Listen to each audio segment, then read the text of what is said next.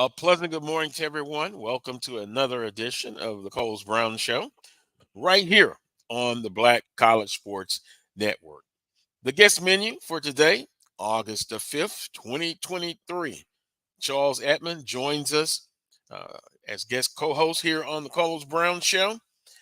Other guests on today's show, Dr. Kedrick Taylor.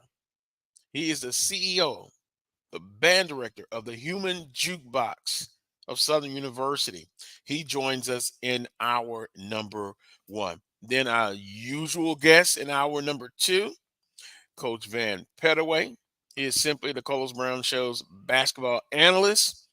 And then uh, actually going to be joined together, Willa Brown, Associate AD at Fort Valley State. Here's what's trending. Here's what's trending on the Carlos Brown Show. Southern University football opens their fall camp. We're going to get into that right away. Also, Southern University adds 2 football assistants at Southern University, and they have hit the field running. Also, what's trending? Prairie View A&M names their new athletic director, Anton Goff. Congratulations to Mr. Goff, the new director of athletics at Prairie View A&M. And then also, NCAA.com HBCU football power rankings. You know, there are a lot of polls out. And, of course, now with camps have started across the collegiate landscape, we'll take a look at the NCAA.com HBCU football power rankings. And we'll see if your team that you follow, your institution, your favorite HBCU, see where they are ranked. That's what's trending on the Coles Brown Show. Southern University opens up their fall football camp, but camps all across college. They have opened their fall camps, and if they haven't, they are about to. Joined now by Charles Edmond of the Alcorn State Radio Network and guest, or should we just say co-host of the Carlos Brown Show. Charles, good morning to you. Good morning, Carlos. I hope you're staying nice and cool. It is 93 degrees right now, and it is a sizzler. Charles, I guess every week we start off with a weather report or advice to everyone, and I know they know this, but just be careful. The heat dome, it's moving a little bit, but in Baton Rouge, today will be the ninth day of triple digits, the actual temperature, but what it feels like will get up to 115. So I'm a middle-aged veteran, right? I know to stay inside, only get out when I have to, and when I get out, I'm moving fast, brother. So everybody out there, just be careful, and it lends you to think now about the football camps that are opening. Here, Coach Dooley and Southern University, they were like, heck with that. We're going to move all of our practice until school starts at about 6:55. So if you round it off 7 p.m., you were telling me before the show, Alcorn State is doing the same thing. Yeah, we cranked it up yesterday at 7:30, 7:30 again today. And so we're not going very long. I mean, and that's the thing, and with this heat, I mean, you don't want to overdo it this early in camp, even though, you have some old school football purists that would say, hey, suck it up. But this is dangerous heat that we're dealing with here. Yeah. Right now on campus, it's 93 degrees, heat index 105 at 11 o'clock in the morning. And it's only going to get worse. We're talking about these heat precautions. I don't know if you know this, over in Mississippi, the high school association passed a law the last couple of weeks. Any outdoor activities must cease when the heat index is over 105. That's football, that's band, soccer, whatever. Any any outdoor activity. And that was just passed a couple of weeks ago. It's gotten a lot of reaction. Parents, of course, they don't mind.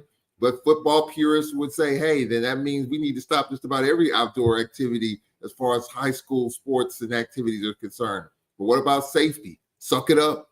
So, I mean, that's what we're dealing with over here. But this is dangerous heat that we're dealing with here. And I think this is something as extreme as we've seen in a long time. So I think you have to take extra precautions. Charles, there's a saying, the young fool and the old fool. I don't know which is worse. Probably the old fool. You know, Mother Nature and Father Time, they're undefeated. What good just to satisfy that sports hunger? I understand it. But dangerous heat? Hell no. No. You got to make adjustment. You got to adapt. Go ahead out there if you want to. And then somebody tragically loses their life because of this, then you got a big lawsuit, buddy. Yeah. Yeah. But anyway, that's it. Use cautionary measures with this uh, just heat. And I'll end it on this, Charles. I still have some people that don't believe in global warming and climate change. You're old fools. That's my term. There's something weird going on. I mean, we kind of know what it is, but there are some people that are pushing back against it. But this is extreme. I mean, you've got Arizona 20 some days of over 110. I mean, this is extreme here, and it's only gonna. I mean, there was a 100-degree ocean reading a couple of weeks ago off the coast of, I don't know if it was Florida or Georgia. 100-degree ocean temperature. 100 degrees in the ocean.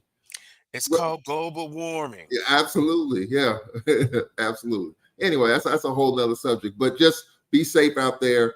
I know our team and teams across the conference, across the country, are doing what they can. I saw the post. Someone said, "Hey, are we getting soft here?" They used to have 2-a-days, which they did. But was it 2-a-days when the heat index is 115 at noon? I don't know if it's this extreme. I mean, I just think you have to change for the times, because these are extremely hot times that we're in right now. Well, I'm good morning and afternoon if you're in Eastern Standard Time. In the chat room, EA says we did 2 days in this weather, no deaths. What has happened to football players? Well, bravo, congratulations that you haven't had any, and hope that you won't. And I think EA is a FAMU grad, but you just have to be careful. That's all we're saying. I'm not suggesting that some players, the modern players, are tough. I remember back in the day, I've heard all the stories. Marino Cassim, 3-a-days, former Southern University coaches, 3-a-days practicing. But guess what? It wasn't as hot as it is now. And an ounce of prevention is worth a pound of cure. So that's it. And I understand maybe the temperatures may be as hot as it is now when the season starts. I don't know. Yeah, Adrian, good morning. We did 3 days of high school in the summer. Yeah. Okay. But I understand that, Mr. Baker High. but you just have to be, cautionary here. We're in a different time, Carlos. Because as soon as something tragically happens, then it's going to get our antennas up. Wrongful death. Okay. With that being said, we're going to move on now. Southern University football opens their 2023 camp this past Wednesday, and right away, this is my person with eyes report at camp. I haven't got a chance to get there yet, but at quarterback, Harold Blood has command of the offense. He's number one, still number one, albeit it's still early. Noah Bolden, my eyes that were at camp, says they're battling. Those two clear cut. Command of the offense, nice touch and zip on the balls. Practices so far with Coach Dooley and the assistants, It's very up tempo, and they're emphasizing discipline and attitude. And speaking of assistants, Chris Scott, defensive end coach. I know Chris Scott. He's a Capitol High graduate. He's 2 years behind me. He got out in '84. So do the math. I got out in '82. That's right. And then a little bit about Chris Scott, the leading tackler in Southern University football history, at least in the modern era. And he played with Rufus Porter. Does anybody remember that name, Charles? I don't know if you'll remember Rufus Porter, linebacker at Southern, played in the NFL with the Seattle Seahawks. Those two linebackers. Ask the Grambling Knights and the Alcorn players. They will remember them. But Chris Scott, a lot of experience. Again, the leading tackler in Southern University football history, the new defensive end coach. Quentin Burrell, who played his collegiate ball, and by the way, he's a wide receiver coach at Notre Dame. The last few years, he's been the wide receiver coach at Grambling State University under Coach Fobbs. But he has already hit the ground running. That's your two new coaches, Chris Scott, defensive end, Quentin Burrell, the wide receiver coach. Some more of my notes.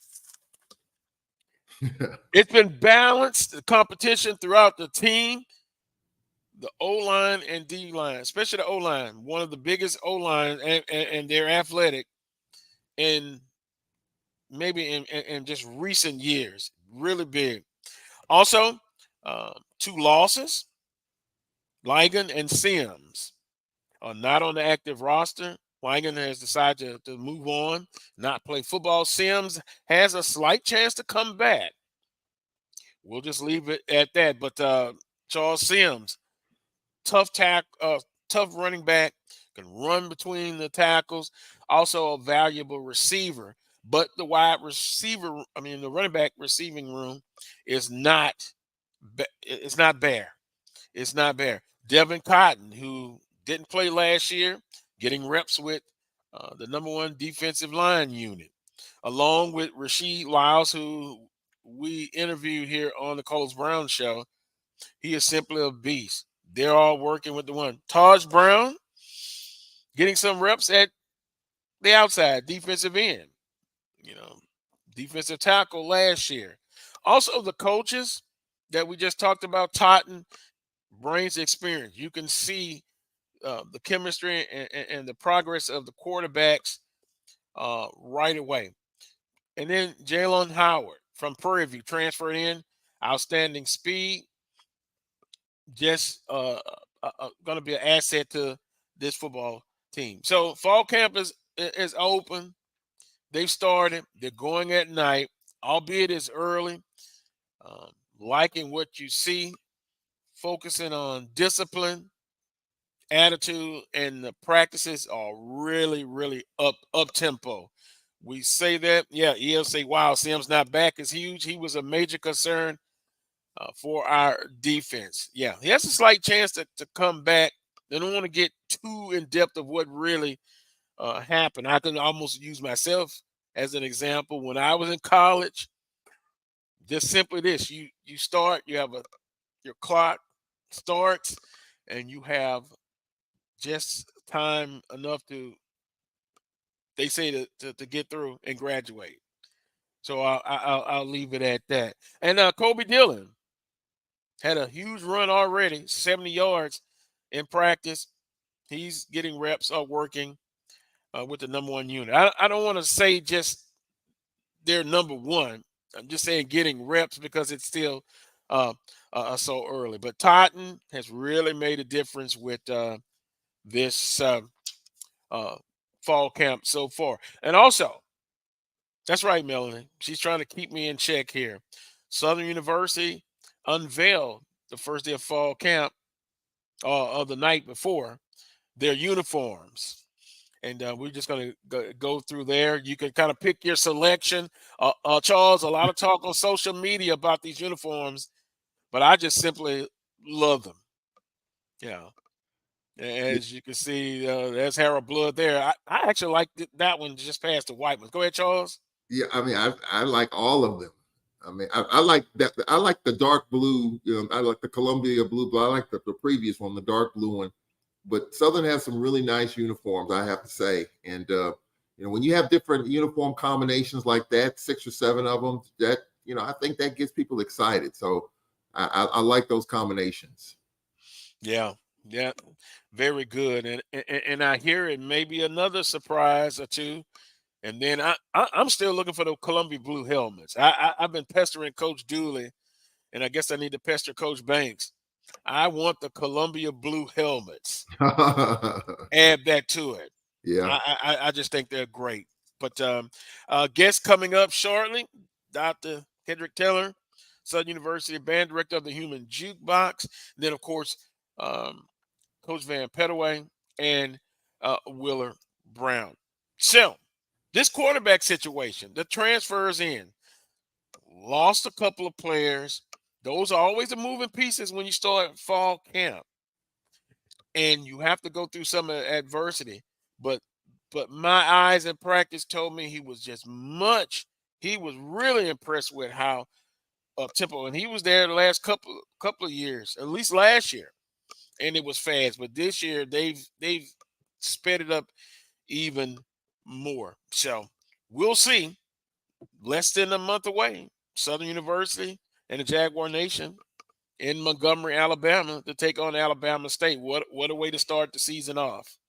Yeah, I'm really excited about the start of the season. I'm really excited about these quarterback competitions that we're going to be hearing about throughout fall camp.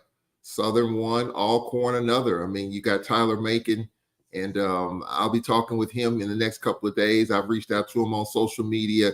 I was on the Sports Zone the other day and with A.D. Drew and Jamie Walker and one of the guys from St. Louis. It really kind of broke down the Tyler Macon story, how he came to Alcorn. And I talked to our quarterbacks coach, Jack Phillips, the other day. And I got an interview with him coming up, just sharing the story in terms of how he made the trip to East St. Louis, Illinois to get Tyler Macon. For those who might not know, Tyler Macon was on Mizzou's roster last year, played against Georgia last year and almost beat Georgia. So he really loves the HBCU experience. His family does. Looking forward to really sharing that story and how he got here. It's going to be an interesting battle. I think Tyler Macon so far is number one, even though 2 days in the camp. Aaron Allen is back. He didn't have shoulder surgery. He chose not to. I saw him the other day, and he's rehabbing. He chose not to have surgery. So that's going to be an interesting battle there. Jarvion Howard, in the backfield. We got a 3-headed monster in the backfield with Jarvion Howard, coming off a 250 carry performance last year, way too many carries. He won't have that many carries this year. So I think, you've got Nico Duffy. Remember Nico Duffy from years past, this little scat back who can really, explode and hit the hole. So I think the ground and pound game will be there. And then you got the dual threat with Tyler Macon. Our offensive line is stout. You got some guys as tall as I am, as big as I am out there. So I'm looking forward to seeing how that rounds out. I think the one issue, though, we've lost a couple of receivers. We're young at wide receiver. Usually we've got experience, the Chris Blairs of the world, and, Ontario Hunts of the world, experience at that position. We're a little young in that position. So we'll see. We'll see how that rounds out. But I think these quarterback battles are going to be very, very intriguing. Jarvion Howard told me at Media Day, Jackson State's got a quarterback that he knows from Syracuse that going to be the real deal. And when Jarvion Howard speaks, and he's very well spoken, by the way, a lot of people listen. So I think that's going to be interesting. Who's going to be the quarterback at Jackson State? Who's going to be the quarterback at Valley? We'll see. I mean, so I think once we get these questions answered, I think we'll get a chance to put the puzzle together. It's interesting. I'm listening to you, and so it seems like Macon, he's got the number one position already. The quarterback from last year, do you expect him to battle, or it's just your opinion from what you've seen early? He's anointed the number one position at quarterback. I think so. Even though Fred McNair, and you talk to Elliott Radney, offensive coordinator, you talk to Coach Phillips, the quarterbacks coach, they're not going to verbally say it. That's But right. here's the thing for me. Mm-hmm. All right, so you've got at least 2 quarterbacks that have signed NIL deals in this conference. Tyler Macon at Alcorn. You got Calvez at Grambling. Now, does that necessarily mean that they're going to start week 1? It shouldn't. They've signed In my NIL opinion. deals. So is the on one hand, yeah, you got to battle for the position. But on the other hand, if they're getting paid and they're the quarterbacks, you would assume, these are just assumptions, that they probably have the edge unless something bad happens, injury or whatever. So I'm going to say, just from a personal perspective, it's going to be a battle. But I do think that Tyler Macon probably has the edge. But that's just me. Fred McNair is not going to say anything for the next couple of weeks. Going to let it play out. You know, that's the coach speak. We all know that. But if I were to take a guess, if I were to throw a couple of pennies out there on a bet, I would say Tyler Macon right now is number 1. He's got the experience. And Aaron Allen, I think that number 2 spot's going to be a battle, for more so than the starting quarterback position, in my opinion. Yes. Interesting in the chat room. Who do you think? And by the way, Jackson State, Jason Brown, who transferred in, he's been several places, but his last place was South Carolina. By the way, I saw Macon footage against Georgia, and also Jason Brown footage. Wow. I want to say it was against Georgia as well. But those are quarterbacks, players that have transferred from Power 5 institutions. So I think if we take a poll, and I'm going to see in the chat room, I'm going to count on you to tell me, what do you think the percentages of quarterbacks or players that come from Power 5 institutions that will start when they transition down onto FCS? Now, here is my thing. Not in all cases, but in some, a lot of those kids haven't played a whole lot. A lot of times they're not starters at the Power 5s. They've gotten some spot duties, or someone's got injured. They've started some games. I guess what I'm getting at, and I think, Charles, you may agree with this or disagree, but, and I had talked to Doug Williams about this one time, you still have to earn it on the field, albeit you're coming from a bigger institution. You always want to see that big C word, competition. So I hope Allen battles like hell. It's going to make him better, and it's going to make Macon better. Harold Blood, he's number 1 coming into fall camp early on. He looks the part. But I hope like hell Noah Bowden pushes him. Iron sharpens iron. Then I want Dylan to push hard. That's going to make everybody better. Those second unit players, push those first unit players. Push them. It's going to make everybody better. Charles, I guess I got that off my chest. Well, I agree. I mean, I absolutely agree. You want to see that competition at every position. And so I totally agree with that. You know, you talked about name a quarterback that came to a SWAC school from a Power 5. You can look right to Alcorn. Last year, Aaron Allen transferred from Louisiana Tech. Was a starting quarterback last year. He got in. He was injured against Grambling. And so, you know, we played 4 quarterbacks last year. Our backup that was going into last season transferred midway through the season. So we had to play the, you know, revolving chairs as far as the quarterback position goes. But that, you know, you do want to see the competition every day. There's no question about that. And at some point, a coach will name a starter. I'm just in my own opinion, in terms of just the way it's going right now, because this is a big year for Braves football. No, George, you said McNair on several times was not under any pressure. I have, and I'm retreating. Okay. I am retreating. I am retreating. This is a huge year. The Braves Nation is up in arms, frustrated. Why? ticked off. Why? Because the last 2 seasons have been subpar. The last So 2 seasons have been subpar, considering that we won 6 straight division titles. We go from one extreme to the next.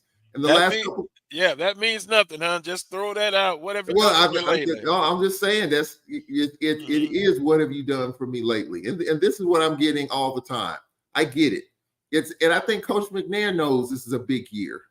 It's a big year in a number of ways. Contract extension. This is the last year of the contract, and from a bigger platform, we're going through an administration change. We have an interim president, interim athletic director. And I'm not saying anything's going to happen, but you cannot discount those dynamics. You cannot discount that. Jackson State, I think, realizes that. Ashley Robinson is staying at Jackson State. And even though you got an interim president, they ponied up from what I was told. And he's staying at Jackson State. Prairie View, as you mentioned in your headlines, have just hired an athletic director. So you want to keep the continuity in place as best as you can. But there's going to be changes, in every situation at Alcorn right now. Interim president, interim AD. You got a football coach in Fred McNair who's wonderful, personality wonderful, and as the overall has done a really good job. But the last couple of years, it's been difficult. It's been really, really tough, especially, some of the games that we let slip away. And so it's going to be intriguing. It's going to be interesting. So you want to get back on track. And it's going to be, and the West is wide open. I mean, Southern's trying to break in a quarterback. We are. You got Calvez at Grambling. You got Body at Texas Southern. UAPB, they're excited with all the home games. We go there on homecoming. It's not going to be easy, but this is a big year. And as someone that's been at the university, that's been in athletics, it's going to be a real challenging year. Probably one of the most challenging years that we've seen in the 30 years I've been there. New president, interim AD. Last 2 years in football hasn't been great. Fans are a little frustrated, up in arms. Just, it's a lot. And so we got to circle the wagons and get this thing pointed back in the right direction. And Fred McNair's body language tells a lot. I think the way he speaks tells a lot. He is focused to get this thing back on track. And it starts the quarterback position. Starts with USM. Starts with Stephen F. Starts with McNeese. I mean, those are going to be 3 tough games, but we got to get some clarity and some definition, I think, coming out of those 3 games to see where we are, because those 3 can set the table for what we hope is a good SWAC season. You notice? Good SWAC season, man, because what I was going to say, they could be a better team, but they could start off 1-2. They could start off 0-3, although I don't think they will. I think they take care of McNeese. They got McNeese at home, right?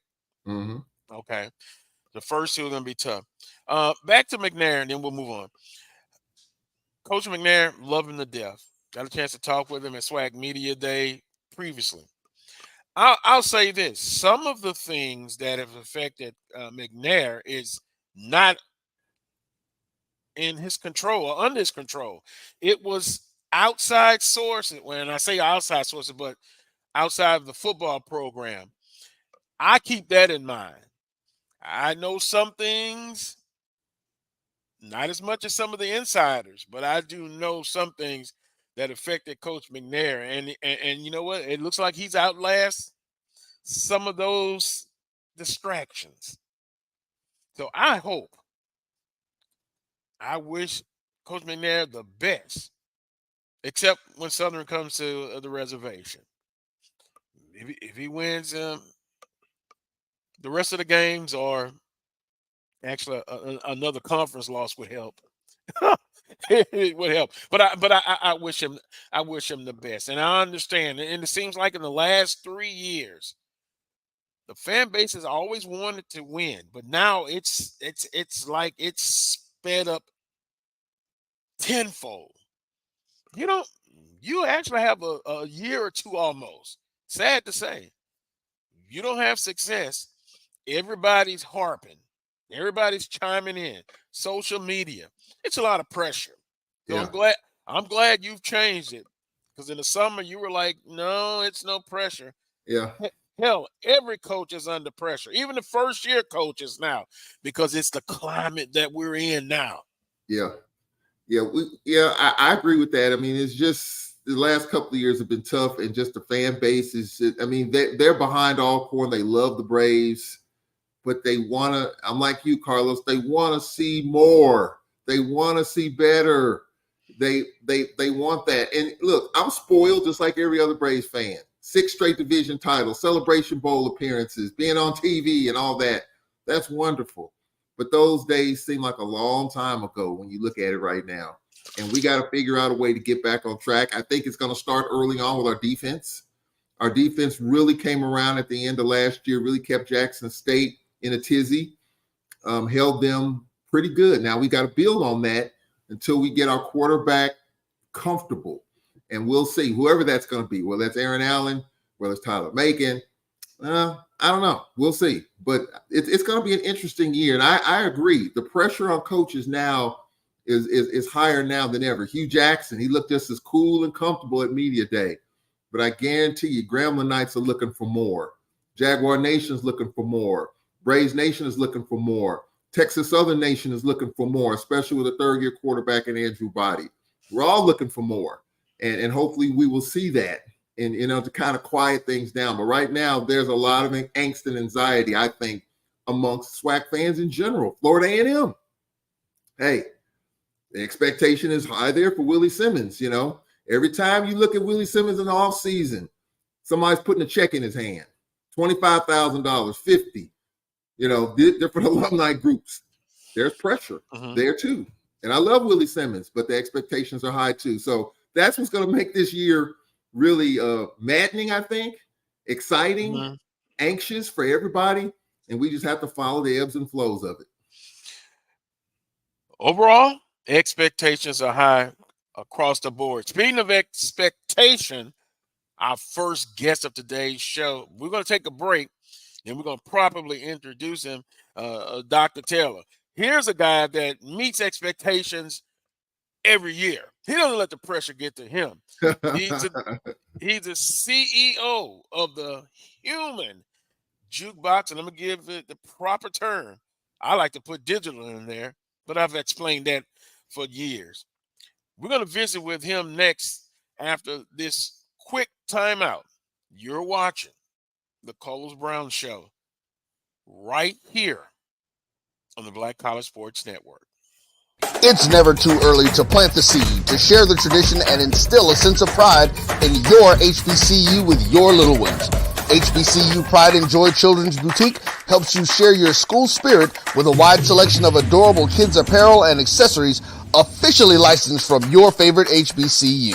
Visit hbcupridejoy.com and follow us on all social media at HBCU Pride Joy on Facebook and Twitter.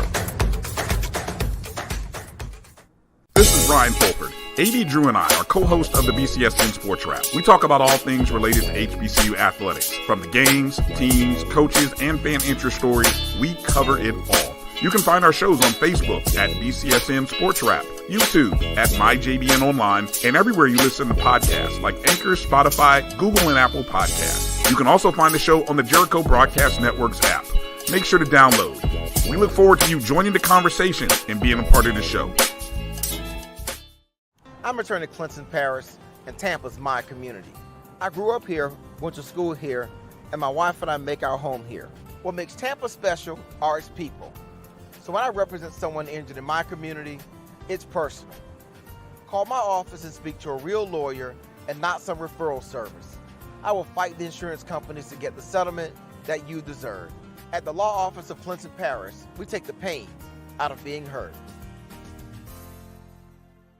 Since 2002, Empowerment Resources, Inc., a nonprofit organization, has empowered more than 1,500 youth and adults in Duval and surrounding counties through its programs Journey into Womanhood, Girls Mentoring, Life Skills for Teens, and Parenting Education Coaching.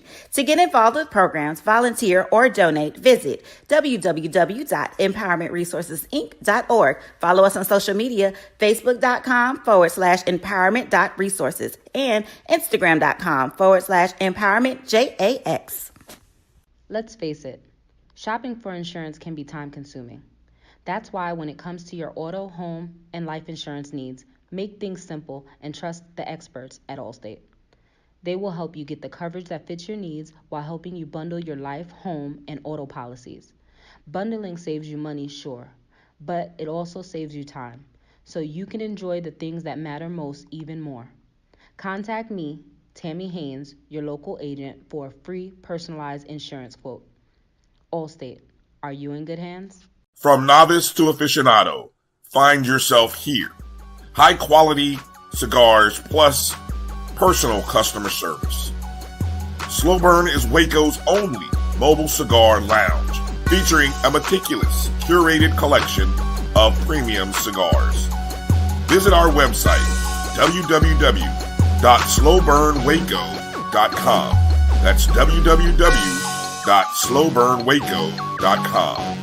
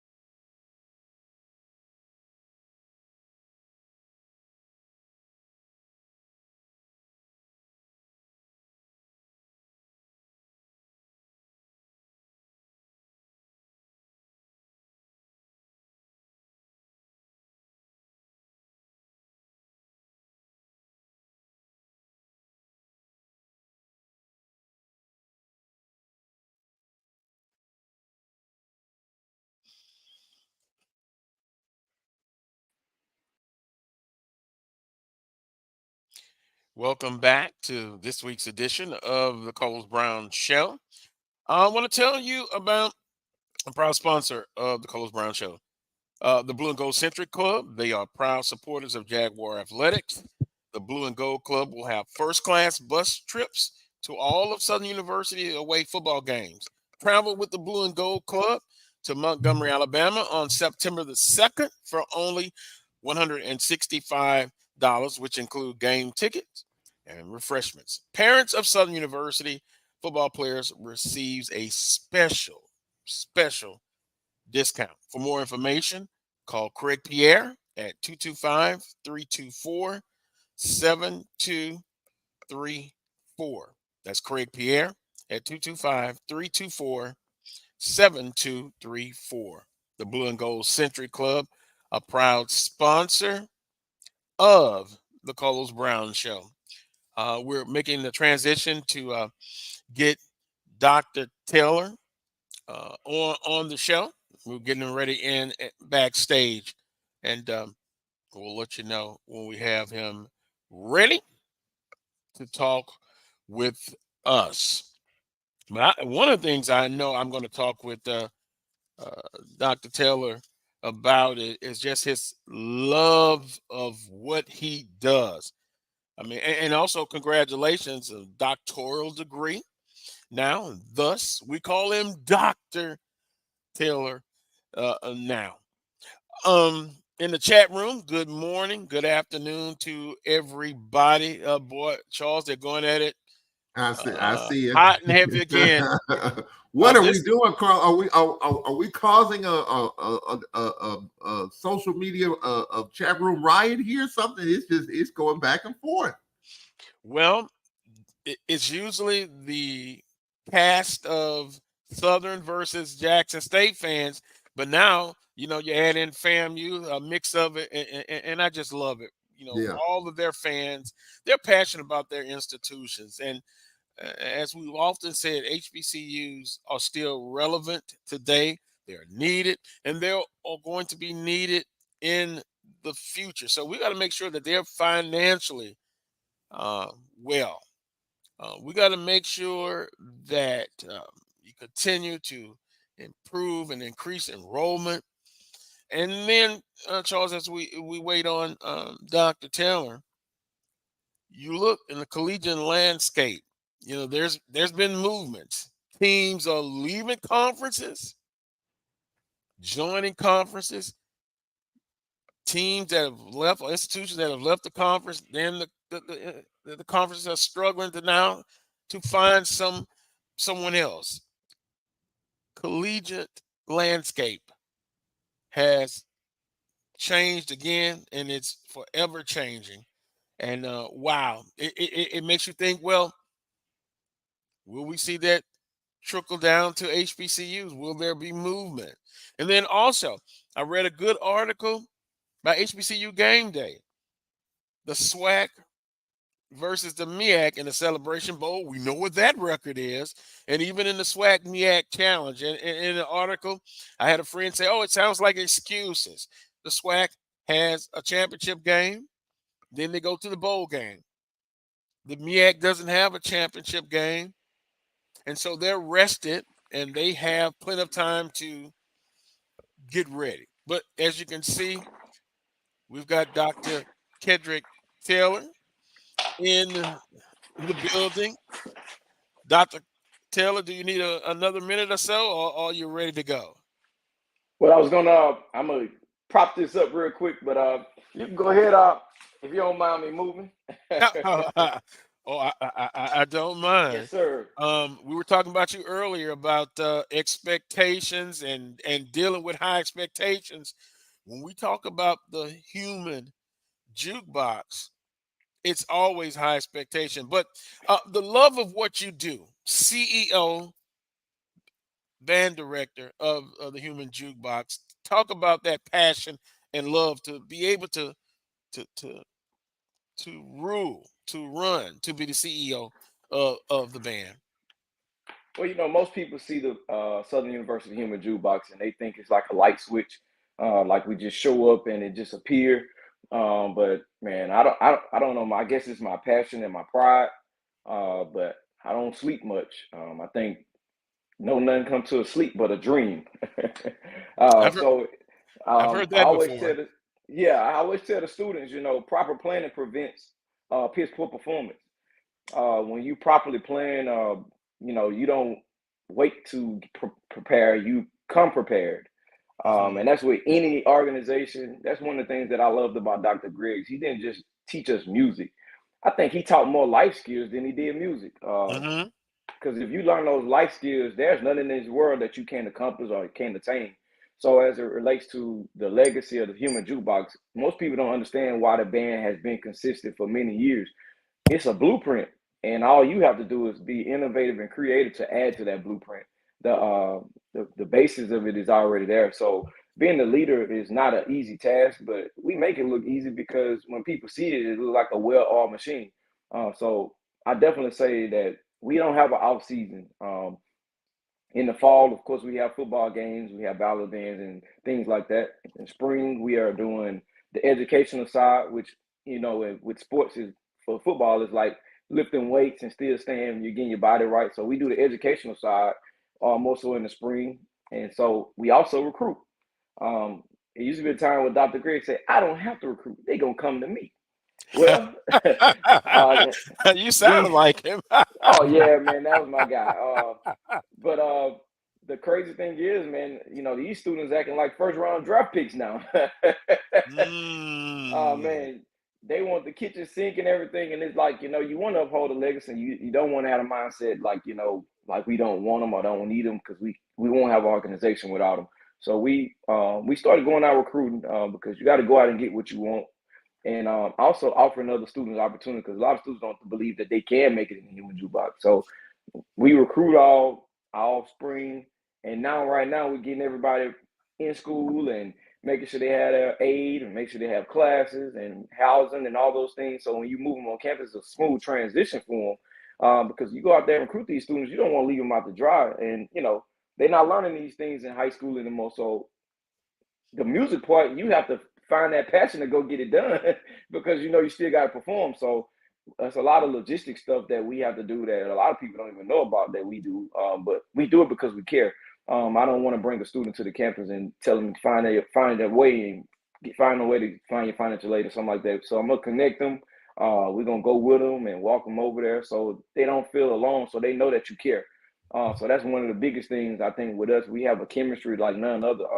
I know every student in the band. I know their names. I know them by the way they act. So I know them. So it's like when you know who you are and know what you're working with, it's easy to prepare for that. And that's why when everyone see us, they don't realize it's a family. It's a family like none other. That's why current alum and former alum, they act the way they do over the band because it's a family and we all are one. So that song, I wrote many years ago, "We Are One," sticks very hard and it describes who we are as the Southern University Band. We can all go up higher together. Divided we fall, together we rise, divided we fall. So we know we keep that principle, like building chemistry with one another, just like any championship team. You don't start training in camp. If you start training in camp, 9 times out of 10, you're gonna get your face knocked off because somebody else is gonna work just as hard as you. But I just got a motto: is nobody's gonna outwork me. I don't care what it is. Nobody's gonna outwork me. Nobody's gonna put more work into it. And you might be more talented, but the work, that's a self thing. That's a thing that you have to possess on your own. So that's something that we teach our students. And if they have that mentality going in the world, nothing can stop you. It sounds like it's a parallel. Sports and the band, same thing. You talked about recruiting. You talk about all year, off season, in season, recruiting. That's it. It's a year round thing. And you talk about dedication and passion. By the way, Dr. Griggs would be proud. Dr. Taylor, congrats on furthering your education and doctoral degree. Congratulations. Thank you. No problem. The band of Southern University, the Human Jukebox, the brand. You guys have to go out. I understand you get funding, but you got to go out and get more.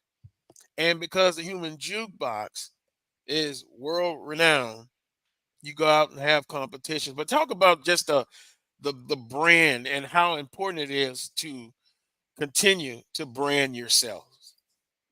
Wow, that's that big word.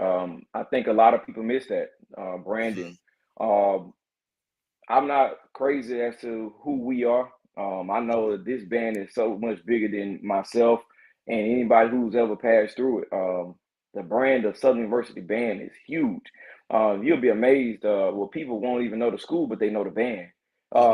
Just knowing that, like, you got to know your worth. So I know a lot of people get upset with me because we can't do all events. Every event don't cause for to have the Southern University Human Jukebox. And it's not being arrogant, but it's just knowing your brand. You're not going to have a top celebrity come to a hole in the wall. You set a nice platform for them to be on because of their brand. And I think when you think about the Southern University Human Jukebox, that brand alone speaks for itself. You go to any company in Baton Rouge and they know who that band is. You go anywhere in the South, they know who that band is. And crazy, the band is international. I have someone from Germany send me messages saying, "Man, I watched all the videos, and this is me. I can't wait to see you guys live." So just knowing that and getting the opportunity to say, "Hey, man, there are things and resources that we need." Man, if I told you how much it costs for this band to travel, you'll be amazed. We went just to LSU and just for meals and transportation, it was $12,000. And that wasn't even 10 miles up the road. Right. But So just think about going out of state. Yeah. man, to go to What to do. Jacksonville this year is going to cost us $100,000. So when most people say, "Oh, well, the band got money," to you, the band got money because if that was in your own bank account, yeah, that's money. But to move the amount of students we have in the band, it's a lot of money. So when it comes to branding, we go out and talk to companies and let them know that, hey guys, having the Southern University brand attached to your brand, it can work wonders. When people see us wear certain type of brands and clothing, they automatically get more business. Like we started with this company called Conselmo. They've been our partners for many years now. It's a relationship. Now we're more so friendship. So it's like the things we're able to get from Conselmo, it's amazing. I couldn't even tell you, but we have the resources now to have new instruments, and we replenishing them by having that relationship. But in the event, you see a lot of other schools wearing with the same brand that Southern University have, because just knowing the power in your school and the way your band presents itself when we go out and perform, I will not change those standards. I know the world is changing. I know people say, well, man, we can free yourself, let you wear your hair how you want, wear your clothes how you want, but that's not how the world see it. When they see Southern University band, they see clean cut. We teach our students to tuck your shirt in. Don't wear earrings on interviews. Dr. Greg said you need a black, a blue, and a gray suit. That's professional for business attire. So people take you serious when they see you present yourself in a manner which you say, okay, yeah, he's a professional. And I think that with that mindset, more people wants to give into the program by seeing the brand, us upholding, upkeeping those high standards. And that standard is a standard of excellence, the product of hard work and extra effort. A lot of people work hard, but do they give that extra effort?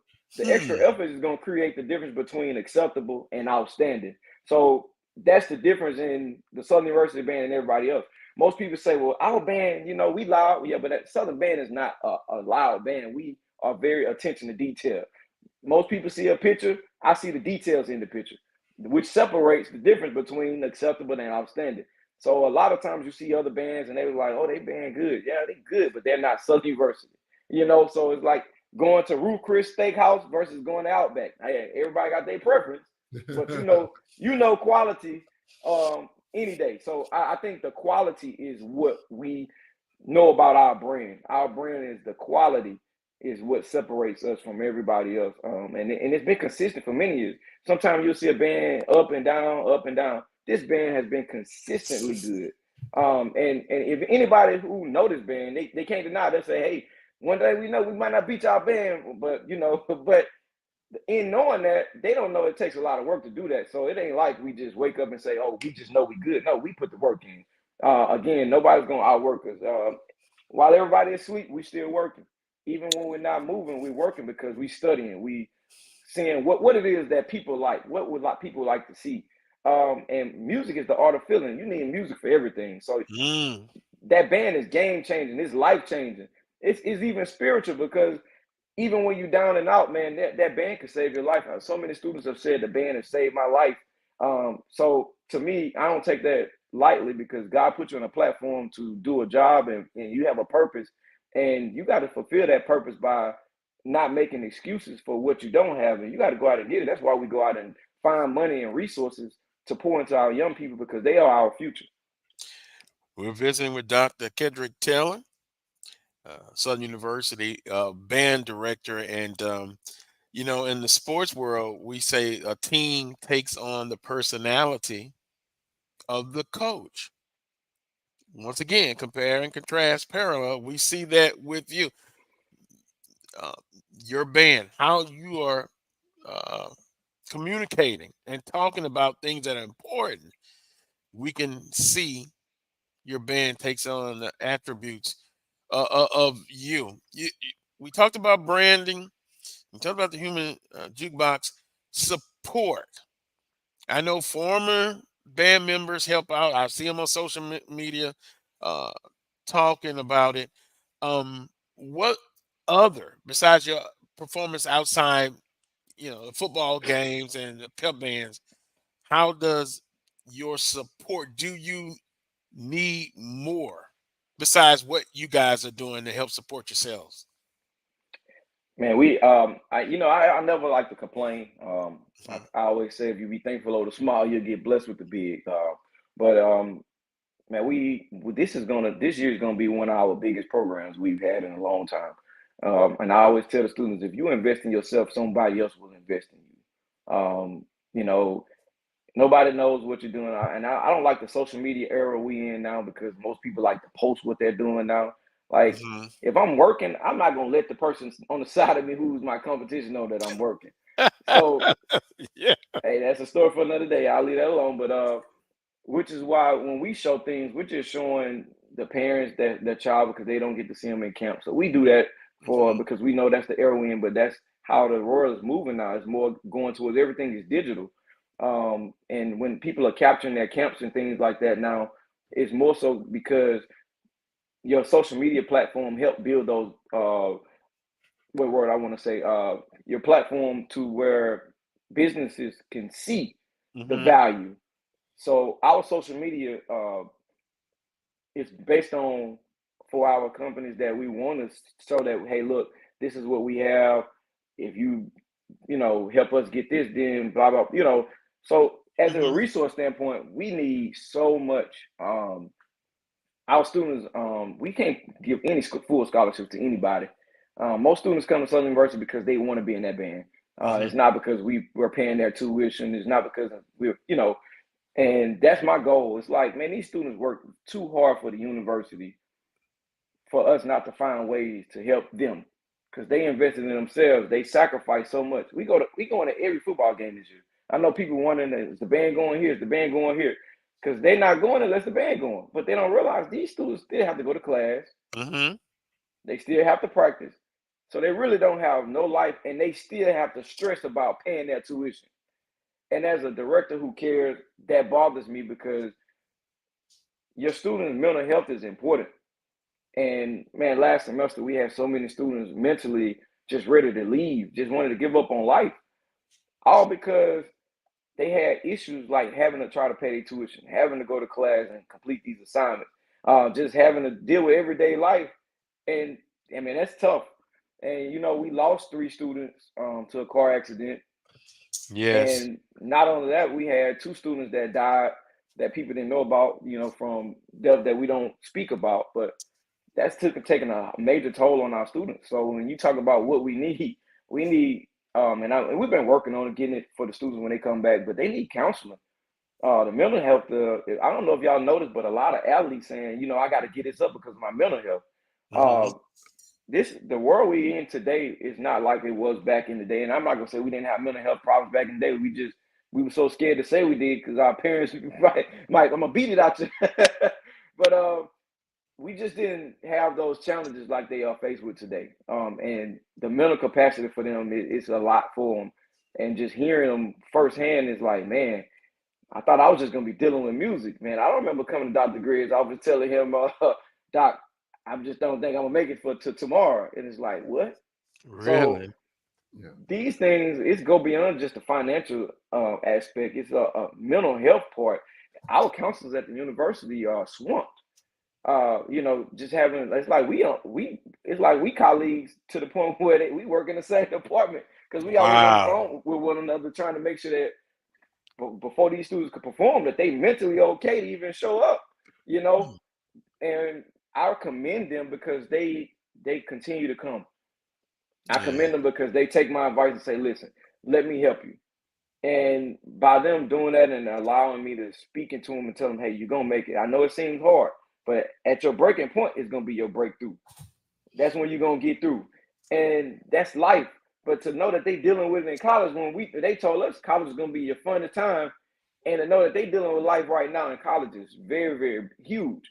So for the director, I carry that home with me. So it's hard for me to sleep knowing that I have students that are not okay mentally, not alone just in class and playing an instrument.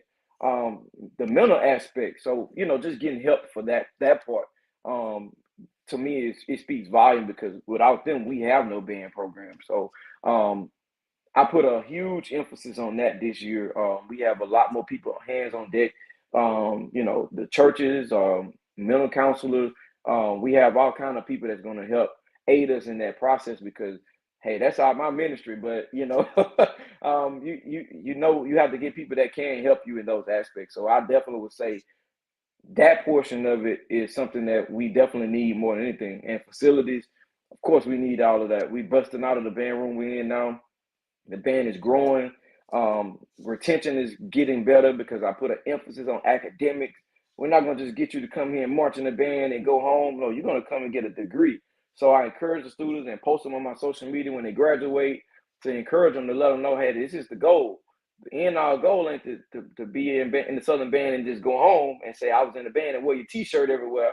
No, you need to make sure you get that degree. So we putting the emphasis on academics as well. Boy, it's like Dr. Griggs is still here when I'm listening to you. I see Dr. Greg Charles. Yeah, I mean, Dr. Taylor, I mean, that's a great point. You talk about the mental health because we're coming through COVID-19, and I have been saying this ever since COVID. You know, we got through it, but the repercussions of it is going to be the mental health. That bill is still yet to be paid, and it's still coming due.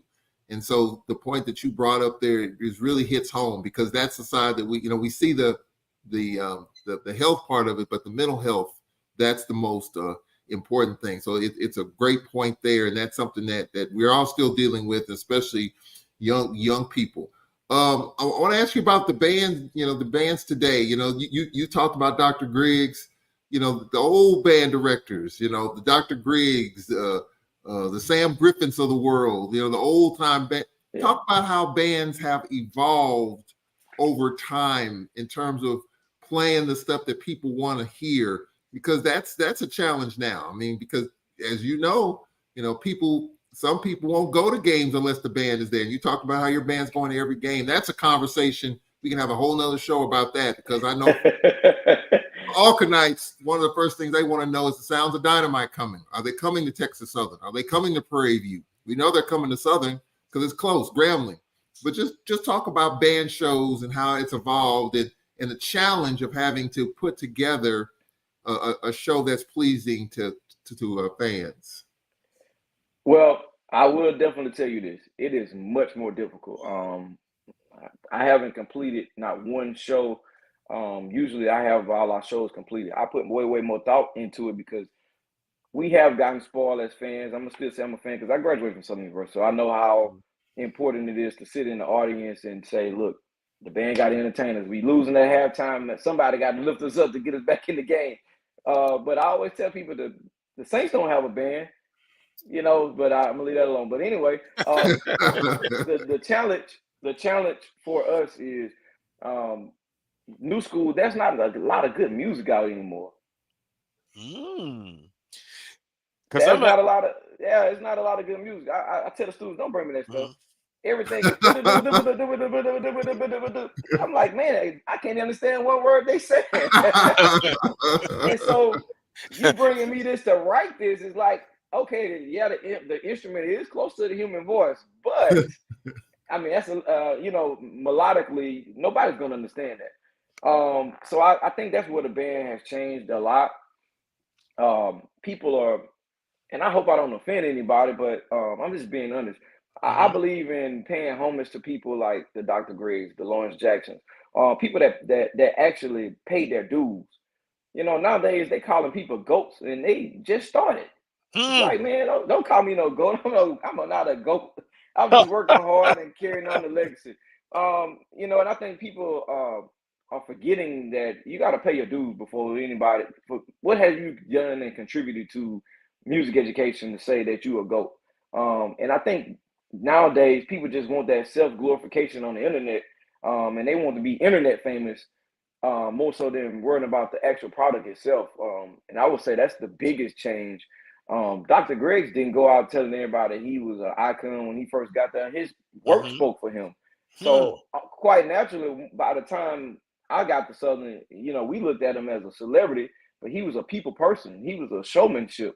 You know, and when you think about the other directors, they were the same, man. They let their work speak for them. And that's the part that I have with social media nowadays, that it's no way you can go live in class showing yourself teaching if you're really teaching. Let that sink in. Let it sink. I had to pause for a moment. I tell the students all the time, I'm like, what I look like saying, look at me, we in practice right now, we getting ready. No, that's not authentic. Yeah. I mean, I'm just being honest. That's the biggest difference. We're putting emphasis on showing the world what we're doing based on what our presentation is. Like, you're gonna know we working by our presentation. You know, a lot of times I'm like, I'm not gonna show somebody I'm writing music. Yeah, I'm working. I'm not gonna let you know that, but you're gonna know I've been working when you hear the product itself. Yeah. And I think that's what's going on nowadays. Instead of people actually doing the work, they're trying to show the work, and you're trying to capture a moment instead of living in the moment. That's another one. I'm gonna let that sink in for you. They're capturing moments that you're supposed to live in that moment. And that's what I think the social media area has done to the bands today, because now it's putting us on a platform where people could go live and we don't even been to perform yet. And they live, all right, the band getting ready, they standing by the bus. It's almost like you're in performance mode, even in your practice now. As it relates when we were, it's no element of surprise anymore. Everybody's just telling everything. So it's like now it's like when you get there, now you got to have something new because we've already saw that in your practice. So it's like, what are you gonna do new? And I think when we were in the band, we perform every 3-4 shows the entire year, and the fans loved it. When we go to other places, they never seen it. And I mean, outside every time. Sometimes Doc could do some things 3-4 years in a row, and people still loved it. You know, and it's like nowadays people want to see us do something new every time they see us. With less music, we write more songs, but there's less music being, produced these days. And I mean, I don't even listen to the radio anymore because everything sounds the same. Well, I tell the student, I describe it like this. I say, man, it's just like putting hot sauce on everything on your plate. Oh, that's a good one. I'm gonna have to remember that one. That's excellent. Because Dr. Taylor, I'm more of a 80s, 90s, and I understand I was in that time, but some of the best performances that I've witnessed in my few years, it's being able to, the nickname, the jukebox, put the money in the jukebox and you can play every song. You got a list right there on the jukebox. To me, that is talent. Some bands are known for one song or two, but how about a whole plethora? I can go from the 70s, 80s, 90s. But anyway, let me not rant. But that was the point, Dr. Taylor. I agree with you 100%. Chuck in the chat room says you don't have to let your actions speak. Your work show. You don't have to speak about how great I am. Let your works show. Yeah, I say that all the time. May the works I do speak for me and not me speak for the works that I do. Well, with that said, we're going to wrap it up in a few minutes here. We appreciate the time, Dr. Taylor. No problem. Band competition. And boy, on social media, here we go again, social media, it gets hot and heavy. National competitions. Now the Celebration Bowl. Mr. Grant comes out with now a band competition. I guess that has changed a lot. Say 10, 15 years ago, you didn't have all these competitions, but now that's the way, that's what we're living in now. Your thoughts on all of these national competitions? I think it's going to be great for the publicity, and it's going to be great for notoriety. Oh, there you go. For the platform, but a Southern University band doesn't need that because Southern band has been on all those platforms many years. Grambling bands definitely been on platforms based on Eddie Robinson putting them there. Jackson State, Motown, bands, FAMU, the bigger schools, all of those schools, they don't need that notoriety. People know those bands already because they perform nationally, internationally already. It's the smaller schools that, people may not have known that this would be an awesome experience for them, and they'll capitalize more on it, more so than your bigger schools, being the fact that it's going to put way more pressure on us because it's a judge competition. You got people from different schools of thought. Good point. And I'm going to use football because I'm a football fanatic. And I heard you guys talking about, the battles earlier, but coaches even survey things differently. Like, I can remember one year Nick Saban was, and also Les Miles when he was at LSU. It was that championship game where it was just pound for pound, just power, right? Everybody was, now on the West Coast they was gunslinging. Now all of a sudden, everybody is throwing the ball more than they run it. Trend. But you were taught that, hey man, if you can run the football, you're gonna win the ball game. Because if you can control the clock, keep the ball out the other team's hand. So there are different ways to score the ball. There are different ways everybody scored the ball. Now it's going to be your opinion of how we scoring the ball. It's going to be your a panel's opinion of your organization, which, you know, everybody got a different school of thought. And that don't mean it's good or don't mean it's bad. It's just your way. And I think every college band has their way of doing band.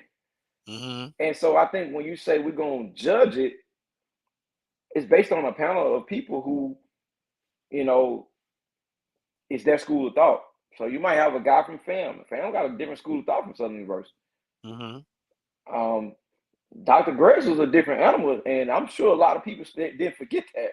I witnessed it myself when Doc tells some people, hey, it'll stop hurting after Sunday. And I didn't realize what he was talking about until he said, you heard what I told him. And I said, yeah, Doc, you told that man it was going to stop hurting after Sunday. I'm like, what, you going to hit him or something? He said, no, once we tear his up, he going So you got to remember, there's a lot of people still upset about that. Because he actually did what he told him he was going to do. So, you know, a lot of people don't like Southern Band because the band has been great for many years. Fans haven't appreciated. There's not a battle of bands without Southern Band now. So knowing that, you know, the band is a great entertaining aspect of HBCU, any venue they go to. We went to the Lakers arena. No band has ever performed for the Lakers, right? This is when Kobe Bryant and his daughter was there. I'll never forget it. I didn't film it because I was in the moment. I can always remember it because I was in the moment. Him speaking to our students. You know, that was legendary. So for me, it's like no other band has performed in LA arena. So therefore, another director really can't judge the Southern Band based on what they see because the fans love it. Dr. Greg said you got to educate and entertain. The way we entertain might not be the way that another band entertain, but I know we've done a great job of entertaining over the years because we might not be your best favorite, but we're going to always be in the conversation. Wow. Melanie says, oh, man, performing for Kobe. Go ahead, quick one, because we're running out of time. With this band competition, this band challenge, as John Grant corrected me on, there's obviously some financials involved. You know, whoever wins that, you know, what does that ramp up? I know you said your game gets ramped up anyway. Does it ramp it up a little bit more, knowing that these bands are going to be ranked week to week? You could make the Final Four, you could make the finals in Atlanta, and there's some financial compensation. You talked about the financial challenges. Does that ramp up the pressure even more, knowing that this is going to be even more so out there than it was before? Well, for me, I don't want to sound arrogant. Like I always say, we know better than our last performance. So we always try to be better and better every time we perform. Our competition is ourselves. We don't compete against other people. So our competition is ourselves. So just even with the financial portion of it, we don't worry about that portion because, I mean, we still want to be the best no matter what, even if there wasn't no money involved. But it does put an extra social media aspect out there because people believe what they see on social media nowadays. So I will say we're going to be on our stuff for sure. I promise you, we don't think that we're going to be mindful of it. So it's still some stuff. The reason why they haven't put the details out there because they still trying to get it together. Because if you think about it, I had to tell them, I'm like, hey man, y'all judging Major Rich. We don't have Major Rich. We just have dancing dogs. You know, that shouldn't be a part. That shouldn't be a part of your score. You know, and fam, you don't have dancers. They got flags. You know, so that shouldn't be a part of their score. We have one drum major versus everybody else got multiple, 5, 6.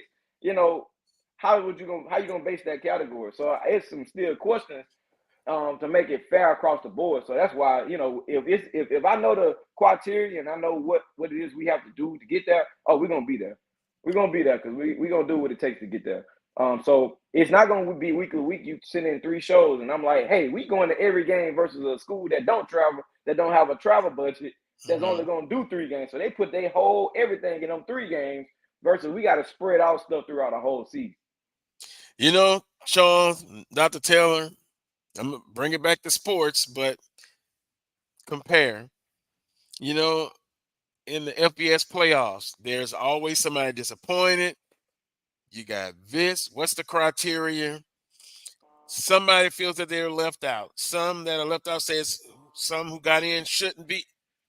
I kind of can see all of this playing out in this band competition, and I'll sit back because I'm not an expert.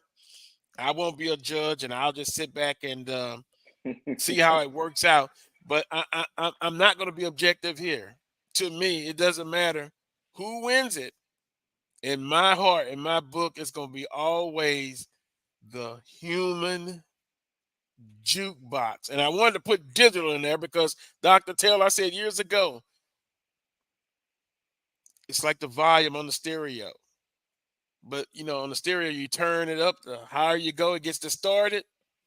Southern Band is not like that. You turn it Come up, on now.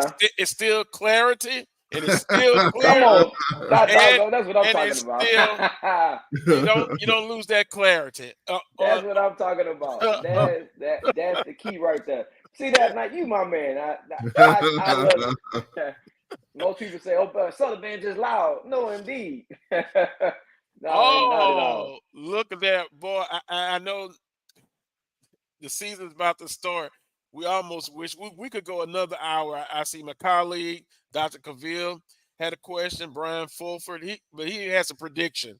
He's a FAMU graduate. The Marching 100 in the jukebox in the championship. Then the sonic boom of the South. Oh, but the sound of dynamite. It's funny though, man, because that competition back in the day used to be crazy. With Dr. White and Dr. Griggs, man. So it goes back many, many, many years. I told this story. I've never been really physically intimidated. That's a better word to use. Only a couple of people, Marino Cassim, Jewel Promise, Mama Jaguar, when she was like, "Radio man, come here." I literally froze. And Dr. Griggs, a great soul.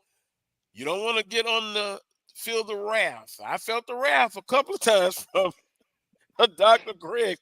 That's another person who intimidated if you're not careful. Dr. Taylor, appreciate the time. Thank you so much for having me on. We could go on a long time, but best of luck to the jukebox.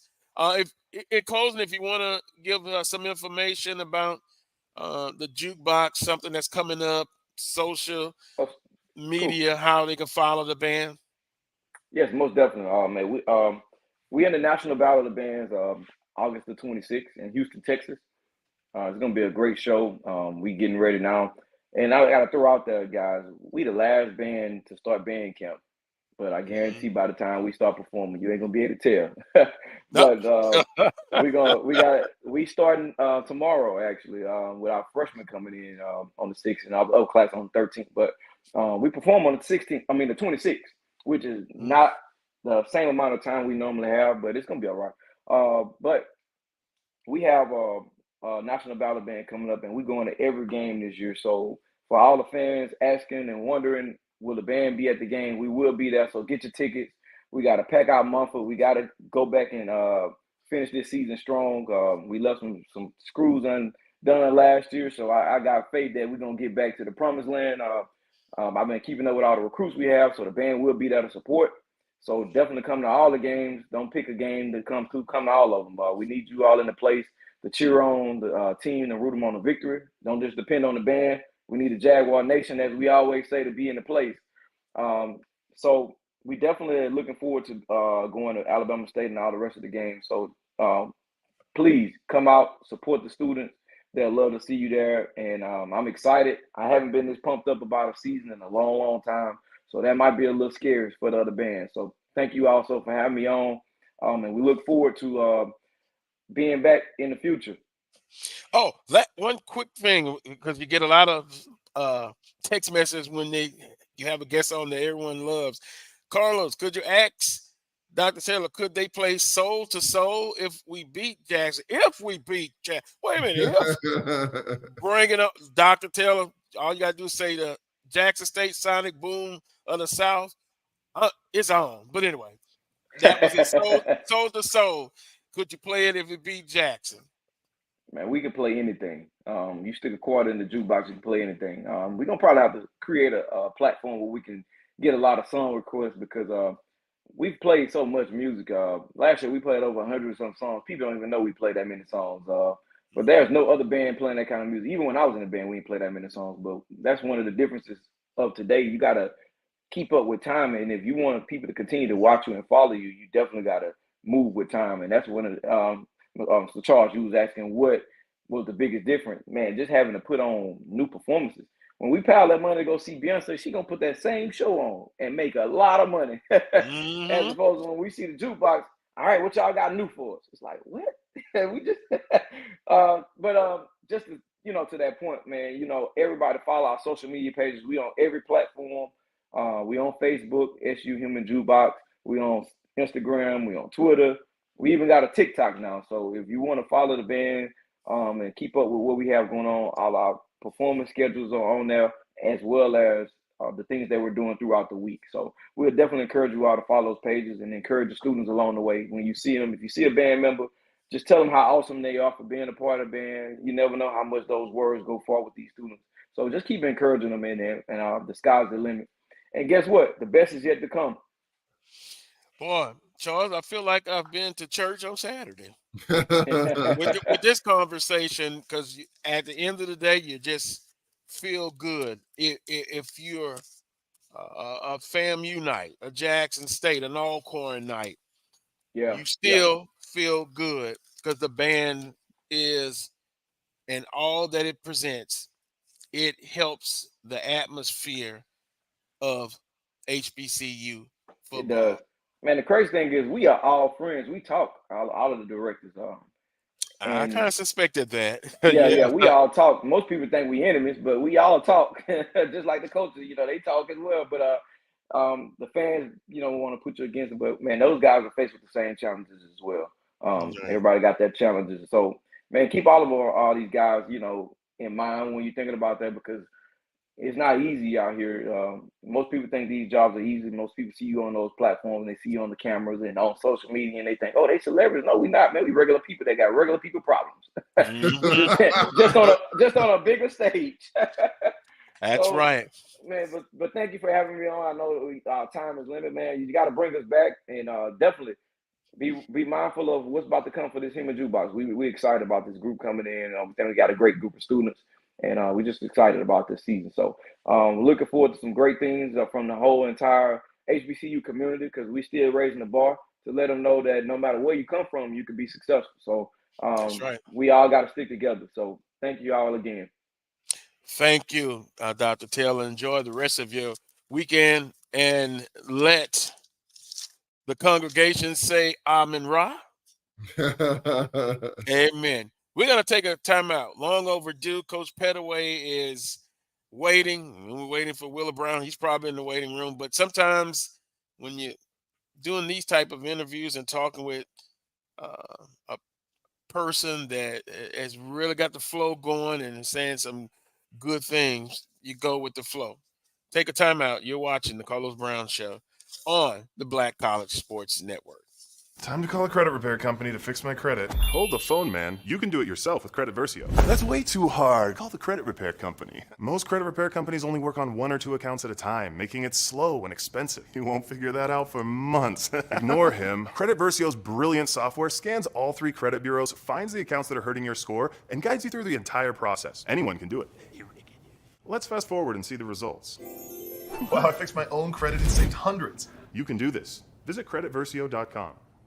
T. Madden & Associates is a sophisticated and experienced law firm located in your neighborhood. We're turning injury to cash. T. Madden and Associates obtained almost $2 million for my injury. They turned my injury to cash. Now, we can't guarantee how much your injury is worth, but we've recovered millions for our clients. Call T. Madden & Associates at 833-PAID-123. That's 833-PAID-123. Since 2002, Empowerment Resources, Inc., a nonprofit organization, has empowered more than 1,500 youth and adults in Duval and surrounding counties. Through its programs, Journey into Womanhood, Girls Mentoring, Life Skills for Teens, and parenting education coaching. To get involved with programs, volunteer, or donate, visit www.empowermentresourcesinc.org. Follow us on social media, facebook.com/empowerment.resources and instagram.com/empowermentjax. Thank you guys for what you do for HBCU athletics. This is a fantastic avenue for all of us. This is our ESPN, so we love what you guys do. Brian, AD, Roy, all you guys at BCSN. We really appreciate what it is that you guys do for us.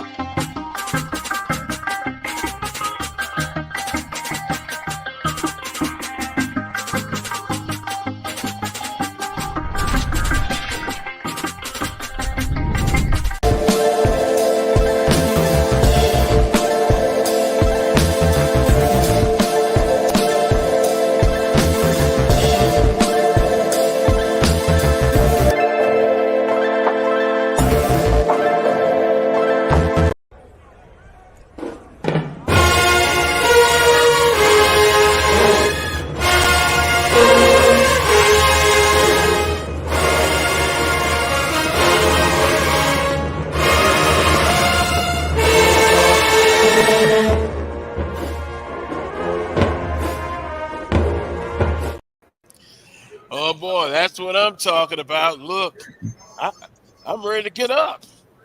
Welcome back to the Carlos Brown Show on the Black College Sports Network. Good afternoon, Coach Pettaway. Good afternoon, Carlos. Dr. Taylor, he got going there, and he brought back some great memories because, to be honest, if a coach is worth his grain of salt in HBCU athletics, knows how important the band is, because he said some good stuff, because there are plenty of times in Elmore where my teams were not doing well, and the band got the crowd involved, and that created an atmosphere that kicked over to the players, and then they were able to come out on top. So it's a big thing when in HBCU. I think that's what makes us so great, because a lot of times the total atmosphere is what we push and what we preach. And I think what Dr. Taylor was talking about, that's a testimony to what actually happens at our athletic events.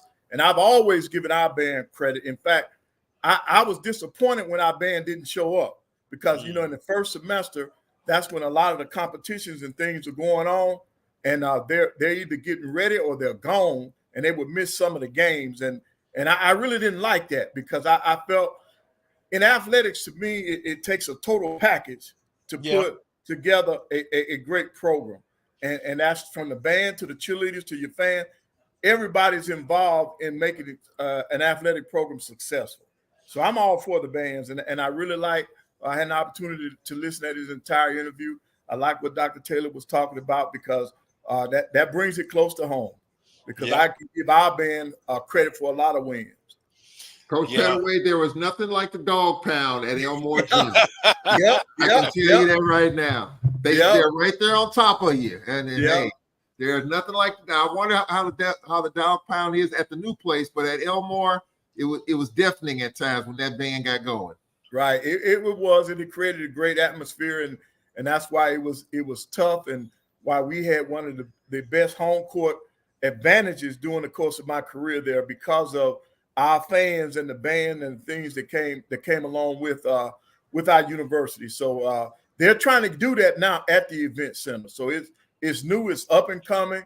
They'll get there. I've got confidence that they'll get there, and I think things the SWAC teams will see the same kind of effect as they continue to break in the event center.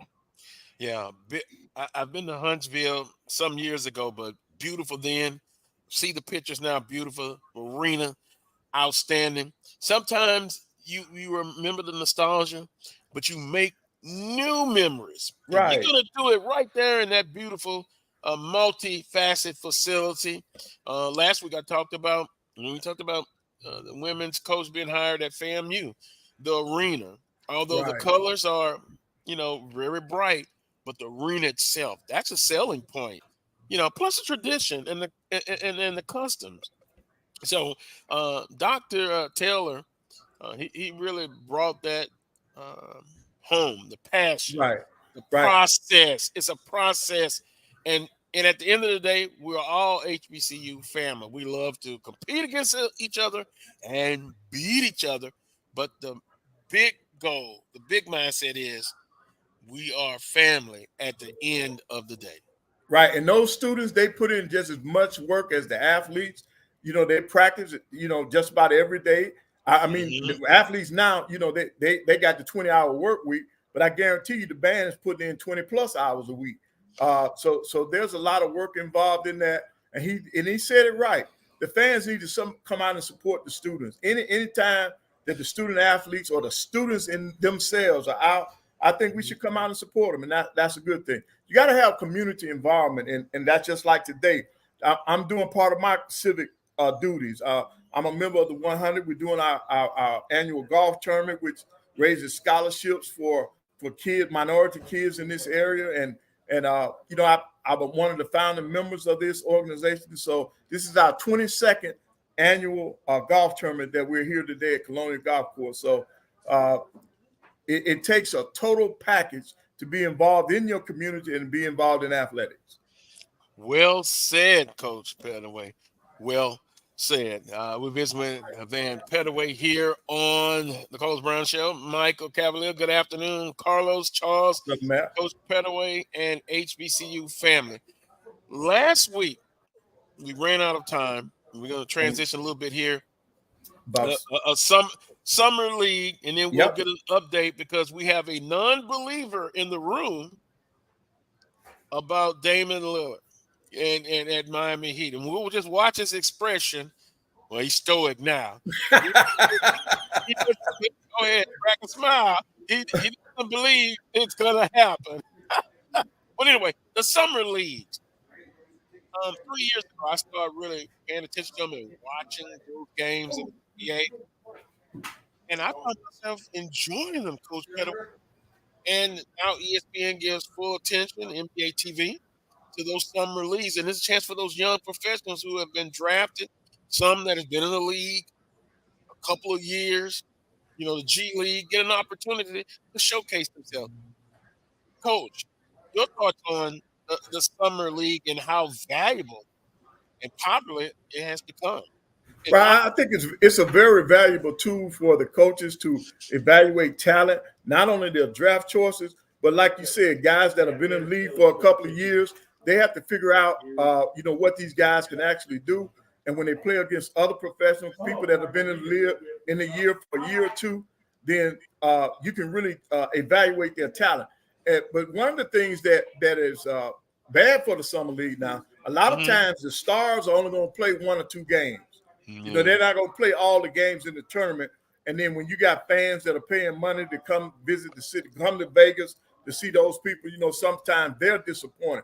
But overall, the overall concept of summer league basketball is outstanding for the NBA because not only are they making money, there's exposure there, and these athletes get an opportunity to showcase their talents. And they're evaluated by all of the NBA teams because all of the teams are represented there. So it's a great tool, and we saw some great basketball. Like one of the things that stood out to me was the Houston Rockets. Their summer team. Yeah. Jabari Smith is going to be something special in the NBA now, and I think people could see that. After his rookie year, he had an outstanding summer league. So I think it can only help the young guys that are trying to make a name for themselves. And so I look forward to it every year. And this was a great summer season.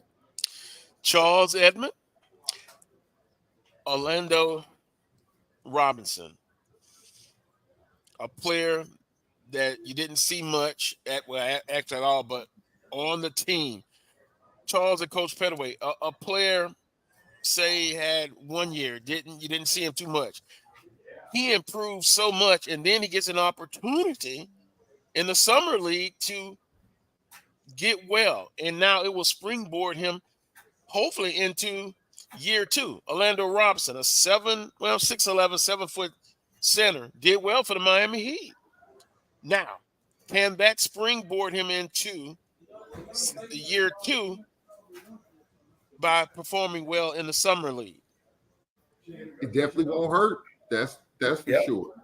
The more opportunities you have to showcase your talents, the better off that you will be in terms of showing what you have. And I like the summer league because it's just you look at some of these young players in these big situations. And Coach Pettaway is right about not seeing some of the stars throughout summer league. Victor Wembanyama, we only saw him in 2 games, I think. I think a lot of people expected to see him more. He played a couple of games and then they shut him down. They sent him back to San Antonio for him to buy a house and handle his personal business, which you understand. But if you're a big investor in the summer league, you want to see him, throughout. I get the reasons why the Spurs did that. They just want to show him off a little bit and send him on his way. But I would like to see more of those big stars that we see coming out of the draft, more so in the summer league. But I also understand why you want to shut them down too, because you don't want to get them hurt in summer league, and then here they go. They're not ready for a training camp. So the NBA is one of those sports where there's opportunities all year long to showcase your talents. Scouts are always watching. Scouts are always evaluating, whether you're playing overseas, whether it's the G League, whether it's the summer league. There's always opportunities, and that's what I like about the NBA, because there's so many different paths to get to the big show. Right. And then, Charles, it's just like you said, on the big stars, they already know what they got. So they don't want to risk a chance of that individual getting hurt. But Miami's got a bright future because they got a lot of young people that I think are going to help them in the coming years. But I just hate to say it, this Damian thing is dragging out, and I think the longer it drags out is worse for Miami. Uh-oh. Pat, you didn't take a break? No, Pat told me to tell Coach Pettaway he's watching, and Charles. he says Coach Pettaway is pretty cool. He say Charles is always taking little digs at him. But to your point, Coach Pettaway, I didn't think it would happen quickly, but it is starting to drag on. And all my sources that I'm working, they still say it's gonna happen. Why is it? Here's the question: why is it dragging along? Right. I mean, it was. I would say a month ago when free agency started, I would say it was about 75%, 80% done. Why is it taking so long? What's going to change in the next 3 weeks? The trade is the trade. The assets are the assets. What is going to change? Who's going to blink? I don't understand why it's dragging along. Well, let's give a couple of examples. Let's give one. Kevin Durant. He wanted out quickly in a safe time space. It didn't happen, right? Right. But it did happen. It just happened later. I got to be careful with this one. But I'm gonna put. I can't put the blame on Portland because they're trying to get back as the best assets as possible, right? So we know sometimes you got to take on Coach Pettaway a third team. So the sticking point, they want a lot. They want a lot for Damian Lillard, to get back. But I don't think you're going to ever get the equal value. Remember the example I gave with a car? You got a brand new car with a sticker price, says $25,000. Well, for Coach Pettaway and you, Charles, $30,000 on that sticker price. And the minute you drive off that lot, after you secured everything, insurance, everything, it depreciates. So Portland has been stubborn, but some will say they can't be stubborn. They should.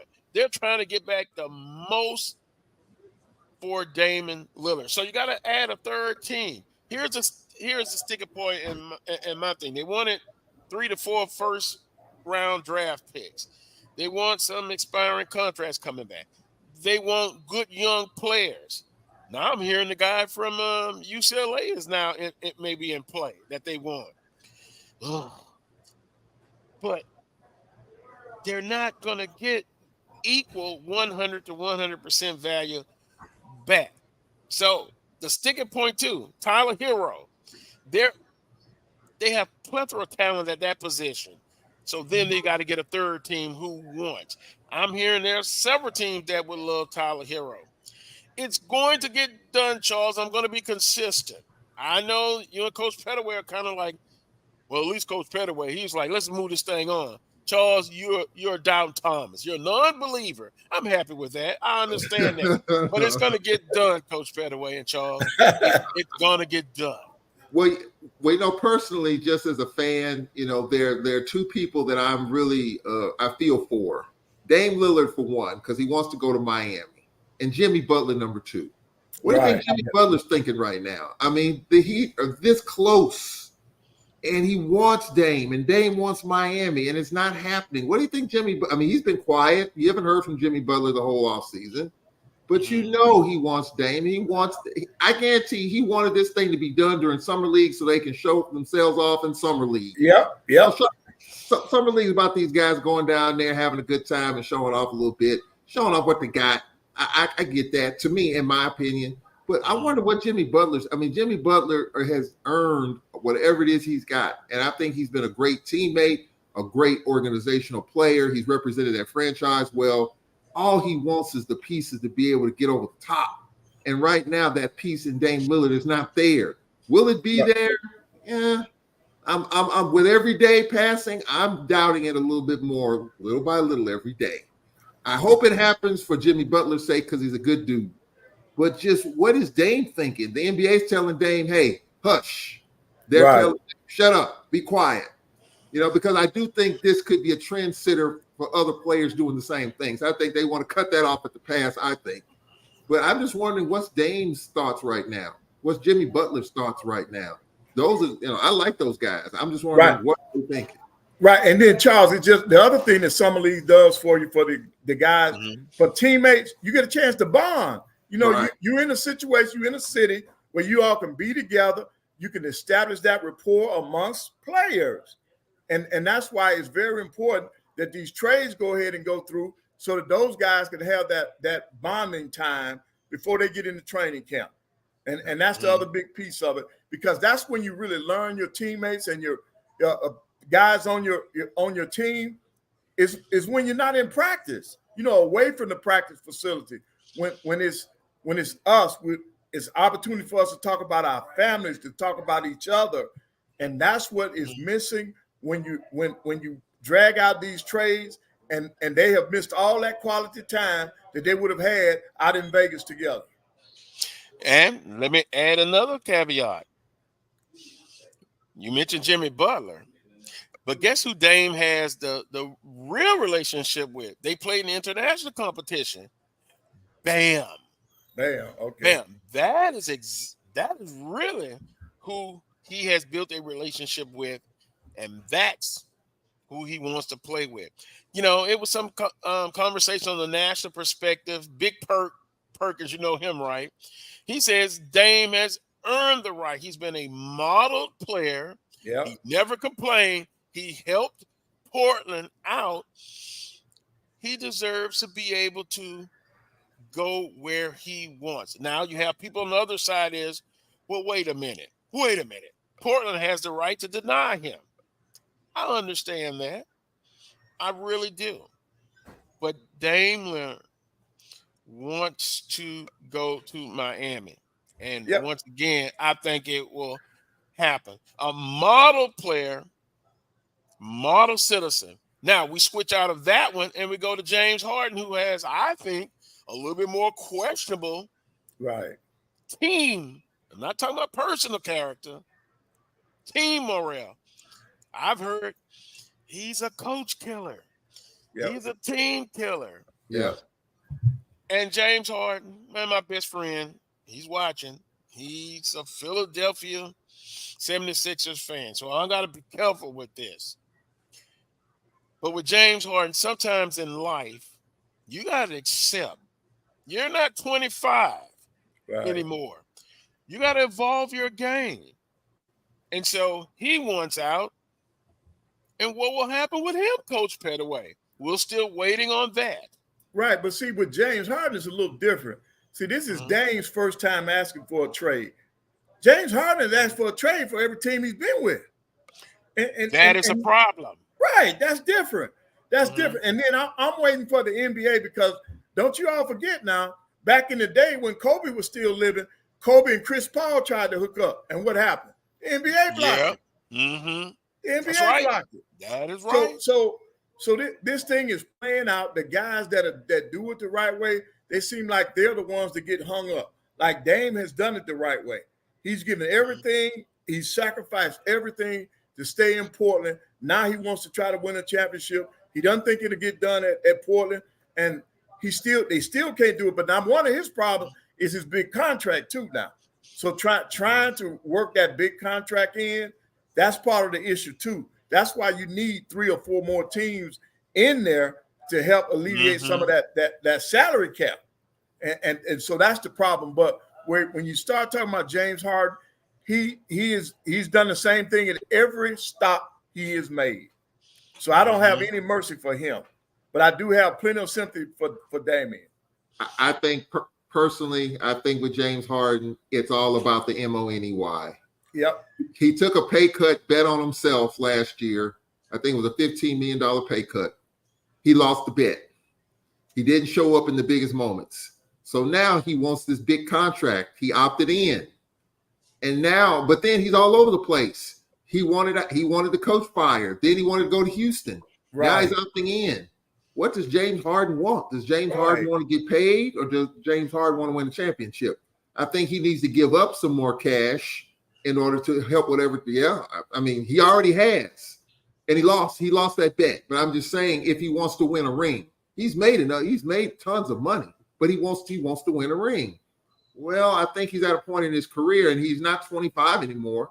What is he going to do? You know, he's still in Philly. His teammates want to play with him. You know, he was at the white party with the owner trying to, you know, take a few pictures and maybe try to kiss and make up.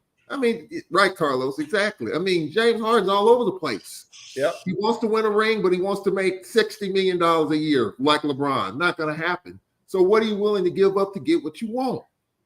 Houston, I think, is a good destination, but they got a lot of young talent. Are you going to go in there and destroy that situation? No, don't do it, Houston. No.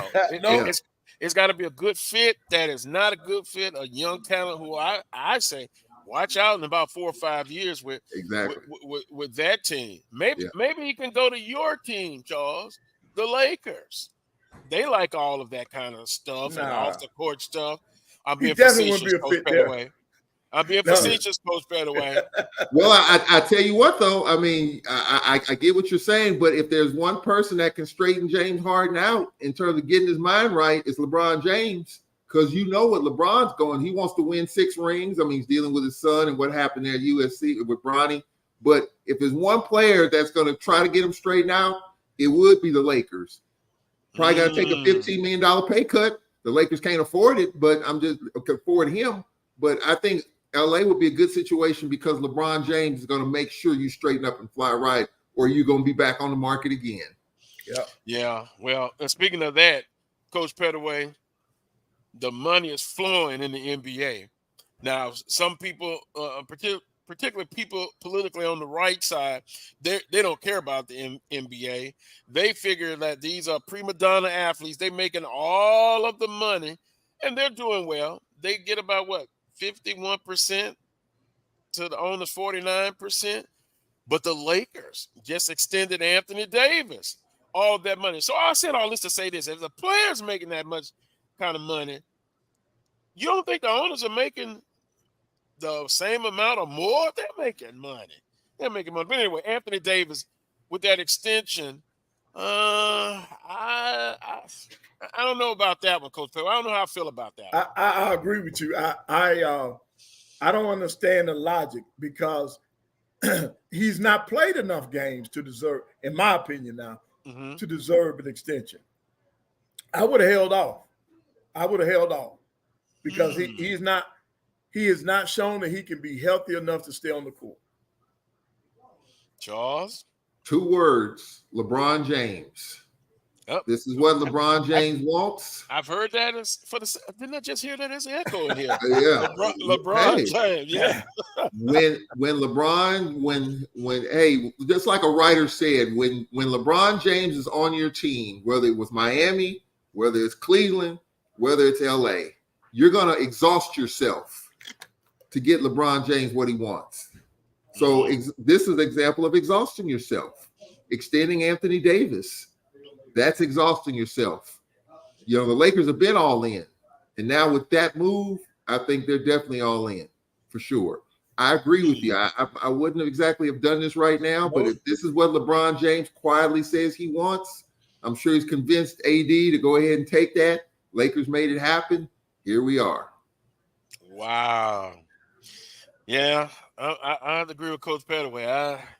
I feel a certain way. I mean, I know people, you live in a capitalistic society. You get as much as you can, but wow. What did Dr. Taylor just talked about? Let your works show. Right. Yeah, speak for yourself. Right. Okay. His work has not spoken for him because he's not been out there enough to work. Yeah. And same thing with another player, Zion Williams. You know, hey, I understand injuries. I'm in a middle-aged body, but these are younger guys than me. And they get out and injuries happen. I understand that. But you look every year there's something, something just not right. But hey, the Lakers are the golden child organization in the NBA along with the Boston Celtics. And oh my God, the Lakers are throwing out money. Wouldn't you agree the Celtics and the Lakers are the two most okay? Yep. Now, I did like with Brown. No, we're not kin. We're not kin. What can Brown do for you? $300 million? But I did in his interview said he said that he wanted to do some things in the African American community in Boston. I give him that, but $300 million. Much is given, much is expected. And this was a guy that got tired of hearing his name put in trade discussions all the time. Go ahead, Coach Pettaway. Hey, Carlos.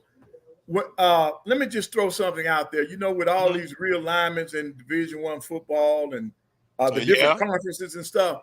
Go ahead. Why don't the SWAC and the MEAC get together and form a super conference, the North and the South, and you can cut down travel that way by teams in the South playing each other, teams in the North playing each other, and you bring in Tennessee State, throw them in the North. Yeah, I'm just throwing it out there now. You know, Coach Pettaway, out there, Carlos. Right. I understand it. And when things like this happen, I make one call in Houston, Texas, Dr. Kenyatta Cavill, because I know he's done some research on in that direction. Yeah. But I'll say it's not this. Feasible. Well, I'm not going to say it's not. You know, from my point of view, I don't know. I'm not an expertise in that area, but I will say this.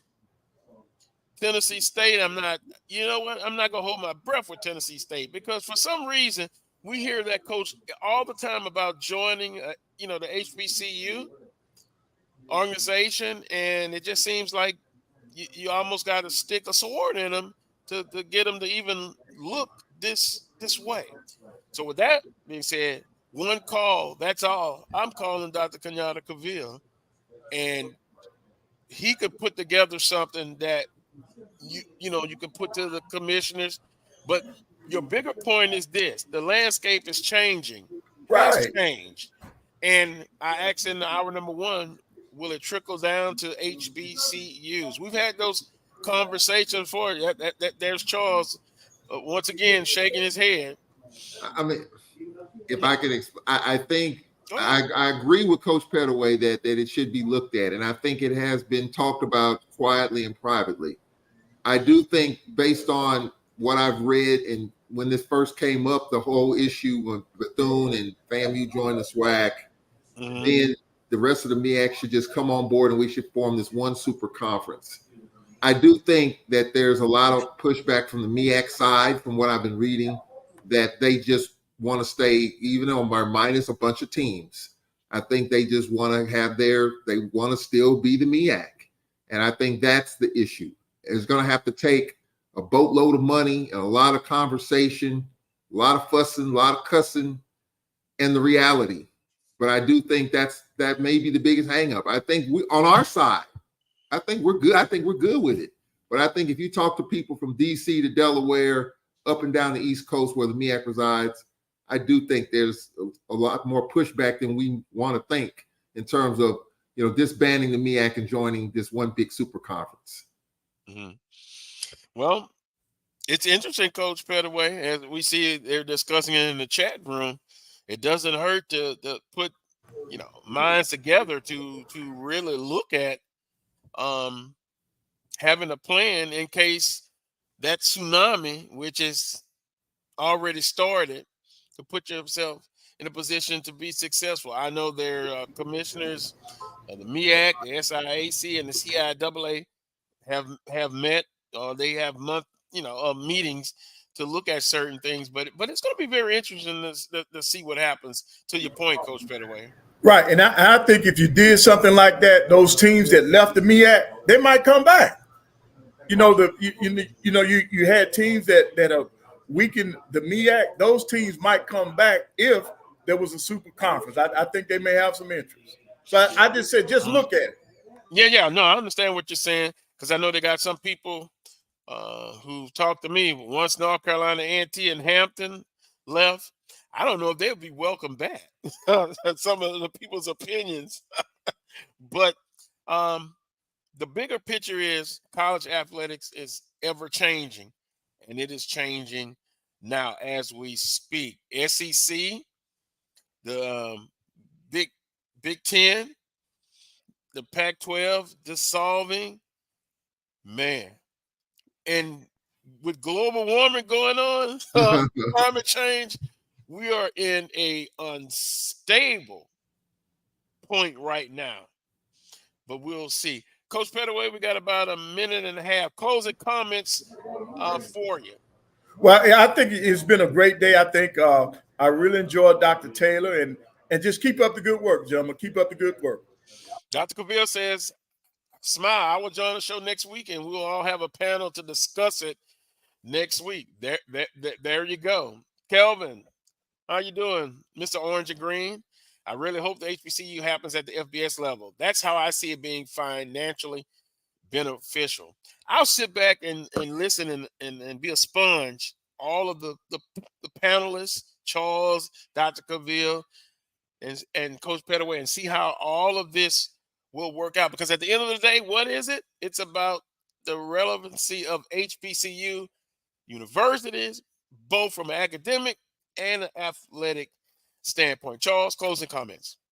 I think it was a great band discussion earlier. The band directors are getting more and more attention, and I want to probably have a band show with our band director just talking about that. You've given me a really good idea, because the band talk is exploding on social media, especially with this band championship and how it's done. So I like the conversation with the bands, and I want it to continue. Yeah, well, I know Dr. Cavill has, I know in this show, I know they rank the bands. Whew, boy, it's going to be some competition with this national championship. It's going to be like, hey, this team got left out. No, this team, I say team, this band is better. This band is better. I've already stated, I'm not going to be objective. I think it's the human digital jukebox, and that's all I'm going to say. So, on that note, I want to thank Melody, our producer here on the Carlos Brown Show. Don't forget, hit the subscribe button, the notification button, thumbs up, all of that. My JBN 1, Jericho Broadcasting Network. Subscribe to that. A lot of great shows on this platform. I think the guys do a great job. Also, for those in the chat room, continue the conversation. Charles Edmond, Coach Pettaway, and Dr. Taylor. Until next Saturday. There's that chant again. At 11 a.m. for another edition of the Carlos Brown Show right here on the Black College Sports Network. Until next time, as always, peace and God bless.